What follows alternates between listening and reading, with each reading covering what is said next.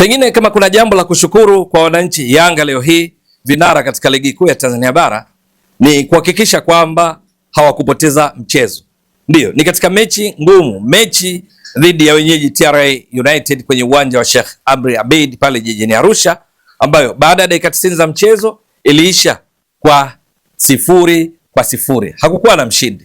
Lakini ni mechi ambayo Yanga jambo pekee katika kushambulia kwao wanaloweza kukumbuka sana ni katika dakika ya 68 wakati Alan Okello alipopiga mpira wa kichwa uliogonga mtambaa panya na kurejea uwanjani. Lakini la kukumbuka lingine ni kuelekea mwishoni mwa mchezo wakati mtokea bench Kassim Mugoya, mchezaji wa TRA United aliyeingia badala ya Jamal Dullaz, kupata nafasi ya 1v1 yeye na golikipa Djigui Diarra, lakini akashindwa kumfunga golikipa huyo wa kimataifa kutoka Mali aliyefanya vizuri kwa kucheza mpira huo na kuinusuru Yanga isipoteze pointi 3 katika mchezo ambao hakika ulikuwa mgumu haswa.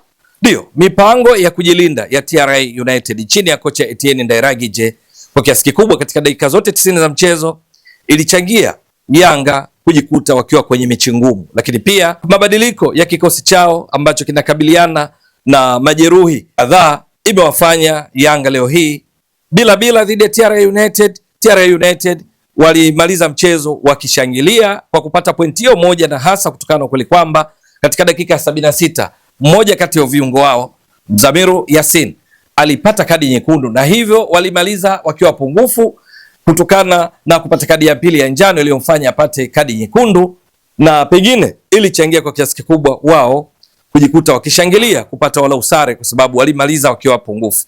Lakini ni katika mchezo ambao Yanga kwa siku za karibuni wamejiwekea rekodi mpya isiyovutia kwamba katika dakika 90 za mchezo kwa mara ya kwanza kwenye msimu huu na katika misimu ya karibuni kwenye ligi kuu Tanzania bara Yanga inamaliza ikiwa haina shuti lolote lililolenga shabaha. Yanga ilimiliki sana mpira. Katika kipindi cha kwanza ilimiliki mpira kwa 63% dhidi ya 37% za wenyeji TRA United, lakini matokeo yalikuwa bila, huku kwenye dakika 45 za kipindi cha kwanza kila timu ikiwa imepiga mashuti mawili, lakini hakuna lililolenga shabaha. Ndio, Yanga walipiga mashuti mawili, TRA United walipiga mashuti mawili, hakuna lililolenga shabaha, wakati Yanga wakimiliki mpira kwa 63% mpaka mapumziko, ilhali wenyeji TRA wakiwa na umiliki wa 37%. Lakini baada ya kipindi cha pili, mwisho wa mchezo, Yanga kwa wastani umiliki wa mpira ulipanda kutoka 63% ikafikia 70% dhidi ya 30 za wenyeji Tabora United.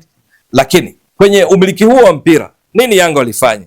Walijaribu kupiga mashuti mengi. Yes, mashuti walipiga 7, lakini hakuna lolote lilenga shabaha, ilhali TRA United walipiga mashuti 5, mawili yakilenga shabaha, likiwamo lile la Kassim Mugoya kuelekea mwishoni mwa mchezo ambalo lilimlazimu golikipa Djigui Diarra afanye kazi ya ziada kuinusuru Yanga isipoteze mchezo wa leo hii. Lakini kwa ujumla wake, tangu mwanzo wa mchezo kocha Etienne Ndairagije na kikosi chake walikuwa madhubuti katika kulinda, kiasi ya kwamba mbali na golikipa wa Amonome, lakini walinzi wake John Lazarus, beki wa kulia, beki wa kushoto Valentin Nouma, mabeki wa kati Nasri Kombo na Shamu Karabu, mchezaji wa zamani wa Wekundu wa Msimbazi Simba aliyetoa TRA United kwa mkopo, lakini viungo wao Jamal Dullaz, Mzamiru Yasin aliyekuja kutolewa kwa kadi nyekundu katika kipindi cha pili. Wachezaji wa eneo la mbele kwa kiasi kikubwa nao walikuwa wakirejea nyuma katika kusaidia kuzuia, akiwamo kiungo Chanda Chewe.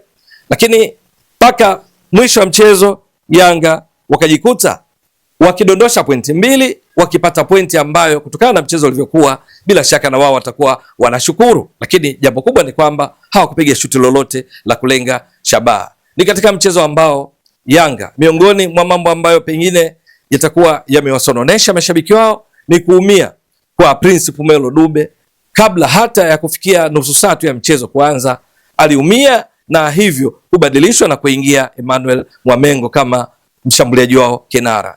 Lakini Yanga inakumbuka vizuri, kabla ya mchezo huu kulikuwa na taarifa kwamba Depu ameumia na atakosekana kwa siku kadhaa. Hivyo kuumia kwa Prince Pumelo Dube ni nyongeza ya wachezaji ambao wanaendelea kuwa na majeraha na hivyo kushindwa kuitumikia timu ya kocha Pedro Gonçalves. Ibra Baka ni miongoni mwa walioumia, lakini Dickson Job inafahamika hataonekana tena kwenye mechi nyingi, pengine mpaka mwisho wa msimu kwa taarifa zilizopo, angali akiugua.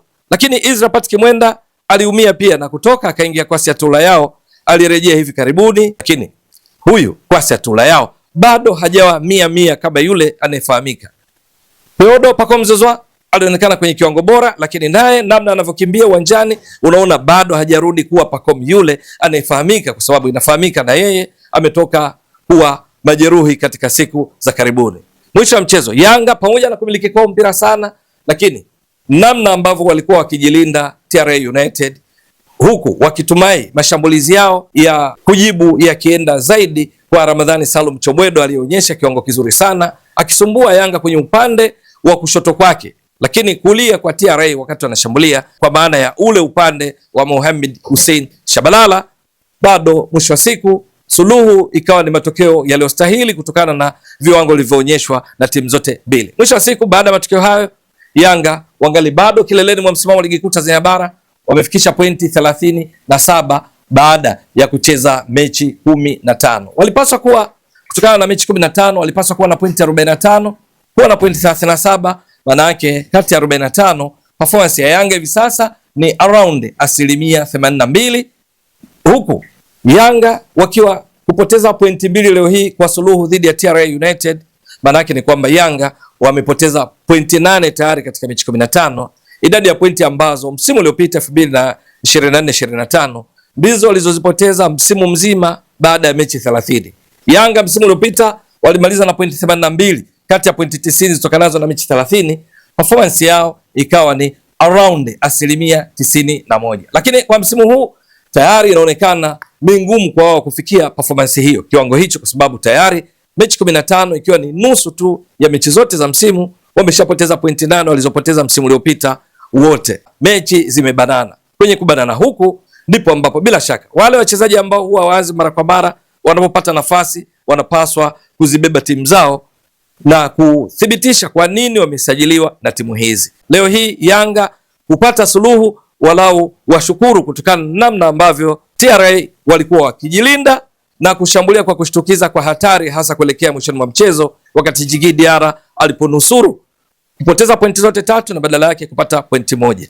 Yanga, kocha Pedro Gonçalves, miongoni mwa mambo anapaswa kwenda kufanyia kazi ni kuboresha namna wanavyofika katika eneo la mwisho na kufanya majaribio kwa usahihi, kwa sababu mchezo wa leo hii dakika 90 hakuna shuti lilolenga shabaha.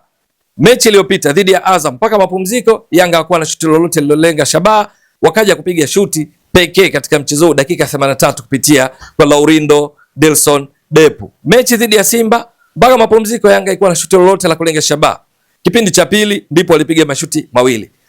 Matokeo yake katika mechi 5 zilizopita Yanga wametoa sare kwa maana ya suluhu dhidi ya TRA leo hii, dhidi ya Azam, dhidi ya Simba. Bila shaka yapo mambo ambayo kocha Pedro Gonçalves atapaswa kufanyia kazi kuboresha eneo hili, kwa sababu licha ya changamoto za ratiba kubanana, lakini bado wanapaswa kwamba wanapofika katika eneo la mwisho kuwa makini katika kupiga mashuti ya kulenga shabaha na kujiongezea nasibu ya kufunga. Kwenye ligi bado wanaongoza kileleni kwa pointi 67, lakini Yanga bado ndio waliofunga mabao mengi zaidi, wamefunga mabao 31, wameruhusu mabao 2. Je, Yanga bado watakuwa na uwezo wa kutetea taji lao la 5 mfululizo la ligi kuu Tanzania bara walilolitoa misimu 4 mfululizo iliyopita? Ewe mtazamaji wa Mbwaduke Stats Sport Next Level, endelea kuunga mkono channel hii kwa kuhakikisha kama una subscribe, una share, una like na kucomment. Mwasilishaji wako ni mimi Ramadhani Mbwaduke almaarufu kama Mzee wa Data. Shukran jazilan. Bye bye.